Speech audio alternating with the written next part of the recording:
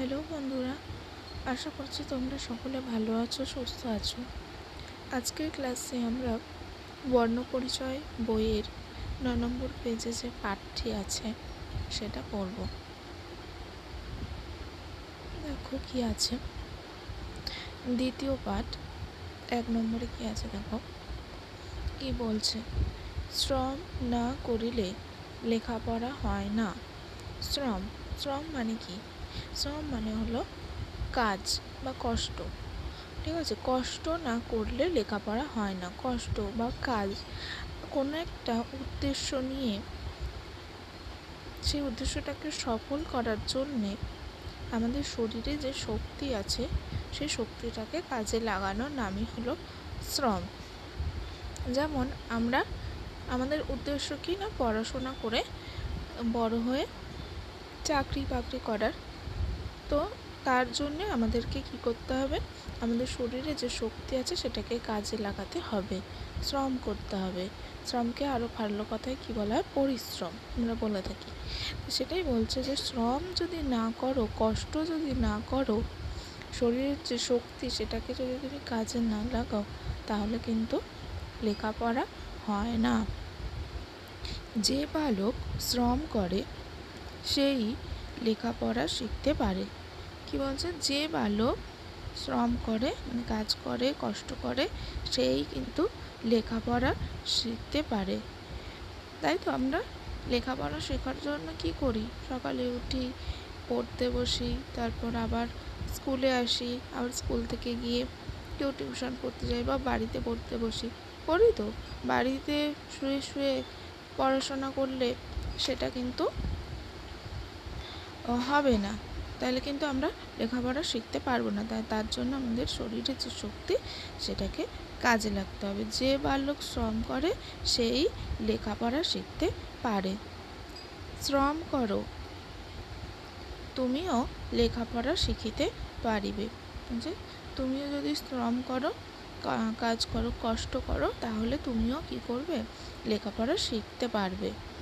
২ নম্বরে কি বলছে দেখো, যে বালক প্রত্যহ মন দিয়া লেখাপড়া শিখে সে সকলের প্রিয় হয়। যে বালক প্রত্যহ মানে প্রতিদিন মন দিয়ে লেখাপড়া শেখে সে সকলের প্রিয় হয়। সকলের প্রিয় কে? যে বালক প্রতিদিন মন দিয়ে লেখাপড়া শেখে।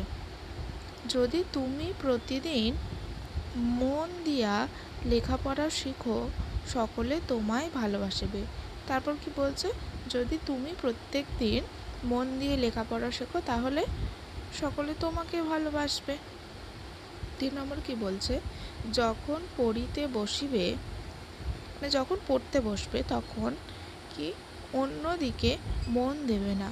পড়ার সময় পড়া, খেলার সময় খেলা, ঠিক আছে? অন্যান্য যে সমস্ত কাজ করা সেটা তার সময়, এক একটা যে সমস্ত কাজেরই এক একটা সময় থাকে, এক একটা কাজের এক একটা সময়। তো বলছে যখন তুমি পড়তে বসবে তখন কিন্তু অন্য কোনো দিকে মন দেবে না, তখন মনটা কোথায় থাকবে, পড়ার মধ্যেই রাখবে। পড়তে বসে আঁকার কথা মনে হলো আঁকবো, সেটা কিন্তু করবে না, বা খেলার কথা মনে পড়লো খেলবো, সেটা করবে না। পড়তে পড়তে অন্য কোনো কাজ করবে না। যখন পড়তে বসবে তখন পড়াশোনাতেই মনটা রাখবে।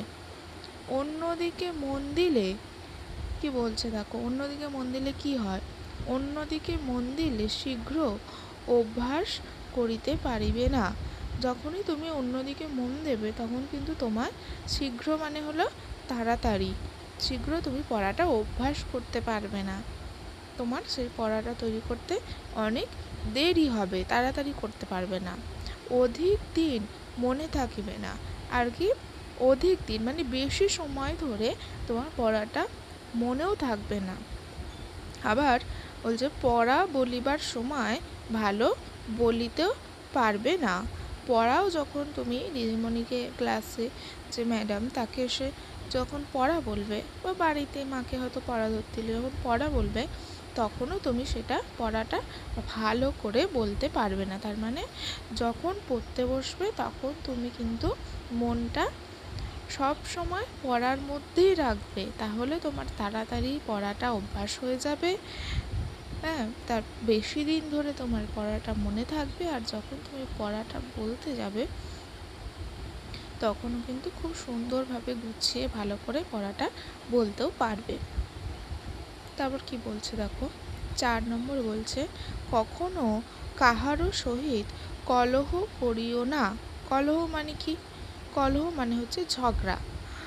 কখনো কারোর সাথে, সহিত মানে হলো সাথে, ঝগড়া করবে না।